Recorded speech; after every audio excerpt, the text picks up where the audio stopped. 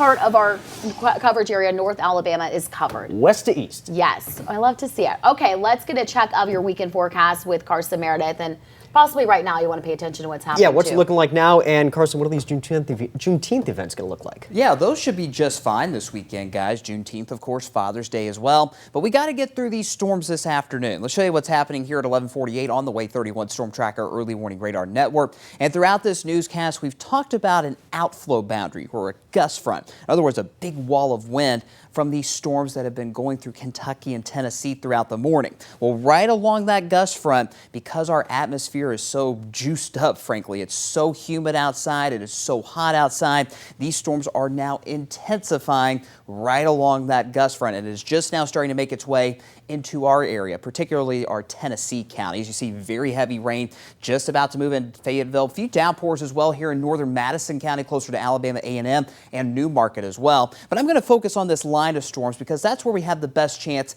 to see perhaps some strong to severe wind gusts in that 40 to 60 mile per hour range. This line is moving very quickly and it won't last too long either, so that's some good news. But nonetheless, moving off to the southeast around 60 miles per hour. That'll put it in downtown Fayetteville by 11:55, so about 5 minutes from now. Then Hazel Green by 12:10 this afternoon. Downtown Huntsville by 12:24, Scottsboro by 12:39, and Guntersville by 12:53. That area in particular is where we're most concerned about damaging wind gusts, but there are a few other storms out there stretching out into Wayne and Lawrence counties in Tennessee, getting closer to Collinwood, Lawrenceburg right now. I'm not expecting much west of I-65 to be severe. The main concern will be in Lincoln County, Tennessee, and northeast Alabama too. Here's our threats taking you through about 4 or 5 o'clock today. Very heavy rainfall with any storms. That's a medium risk. And the strongest storms will have those damaging wind gusts around 50, perhaps 60 miles per hour, and a lot of lightning with these thunderstorms too. All quiet for the time being at Toyota Field, getting ready, of course, for the Trash Pandas game tonight. Temperatures around 90 degrees, and it's not out of the question to perhaps have a delayed start